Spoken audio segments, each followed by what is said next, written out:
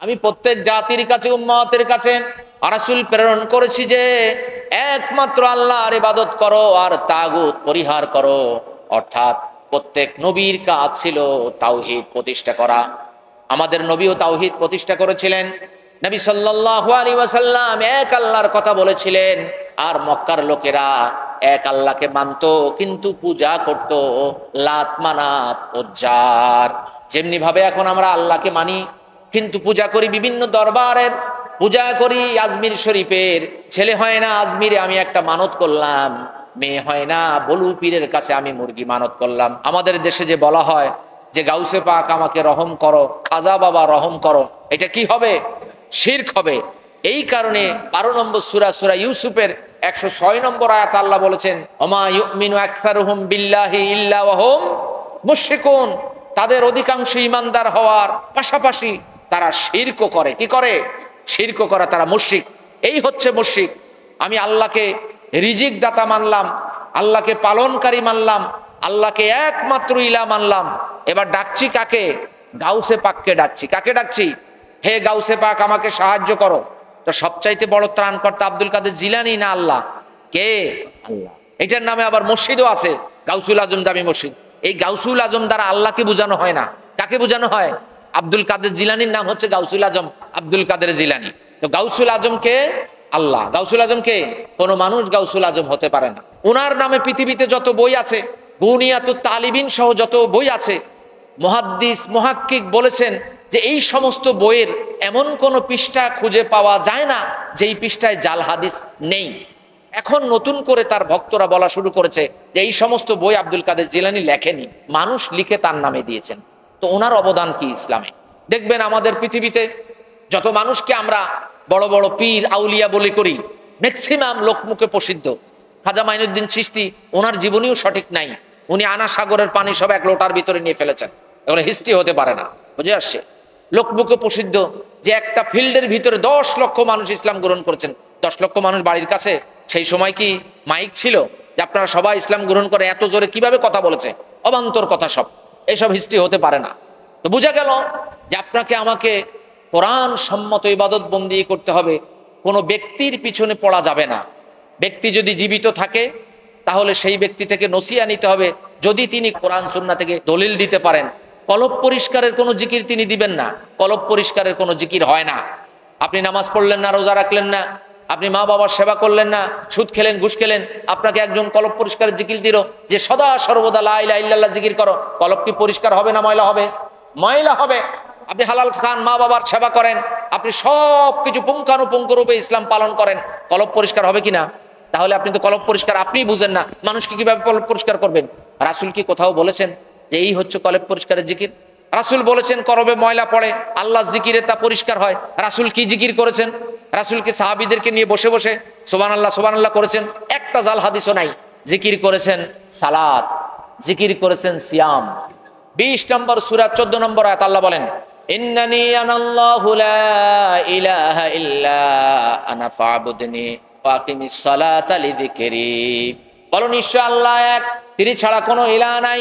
ওয়া আকিমিস সালাতা লিযিকরি, আর তার শরণার্থে, তার জিকির করার জন্য তোমরা সালাত কায়েম করো। কি কায়েম করো?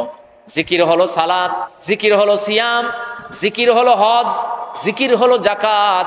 যত ভাবে যত পদ্ধতিতে আল্লাহকে স্মরণ করা যায় সব কিছুর নাম হলো জিকির। সুবহানাল্লাহ জিকির, আলহামদুলিল্লাহ জিকির। এই সুবহানাল্লাহ আলহামদুলিল্লাহ এককভাবে আপনি পাঠ করবেন।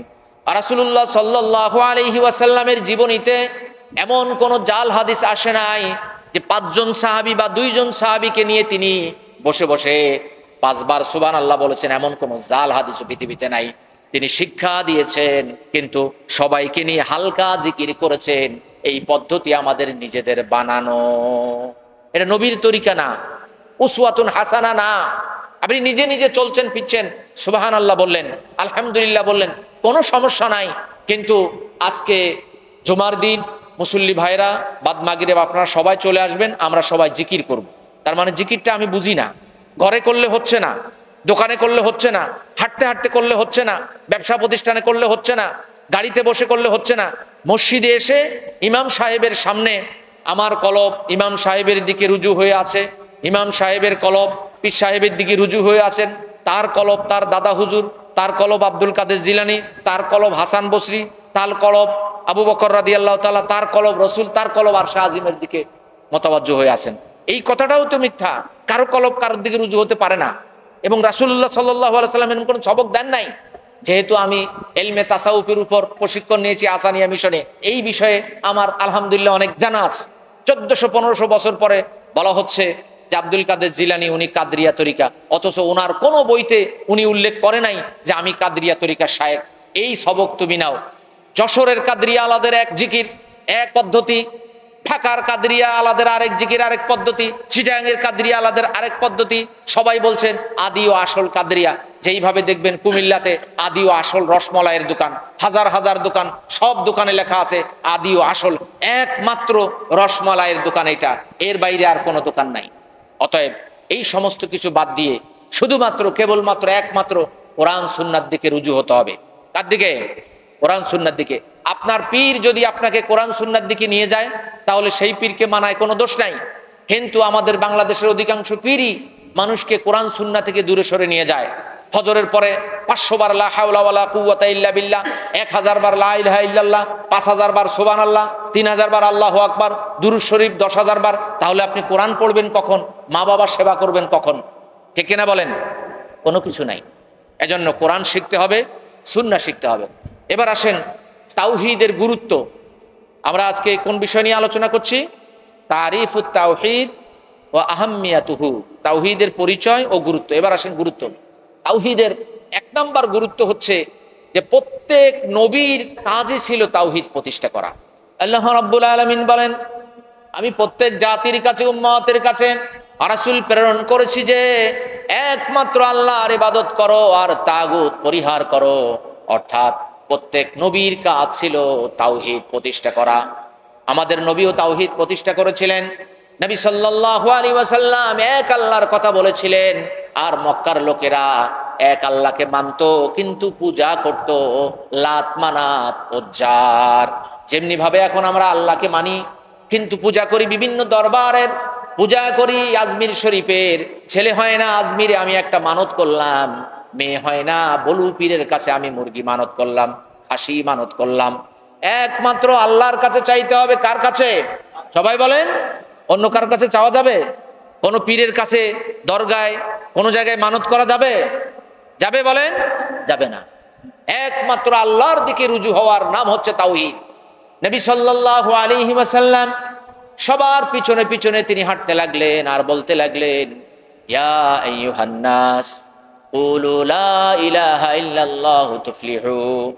হে লোকেরা, তোমরা বলো আল্লাহ ছাড়া সত্য কোনো ইলাহা নাই, তাহলে তোমরা সফল কাম সফলতা অর্জন করতে পারবে। মুসনাদ আহমদ 19004 নম্বর হাদিস, হাদিসটি সহিহ। তখন এক ব্যক্তি বলল, আমি দেখলাম তার পেছনে পেছনে আবু লাহাব, যার মাথায় 2টা ঝুঁটি ছিল। মাথায় কি ছিল? এখন দেখেন না ছেলেরা মাথায় ঝুঁটি লাগায়, আছে কিনা? এটা হচ্ছে আবু লাহাবের একটা আদর্শ।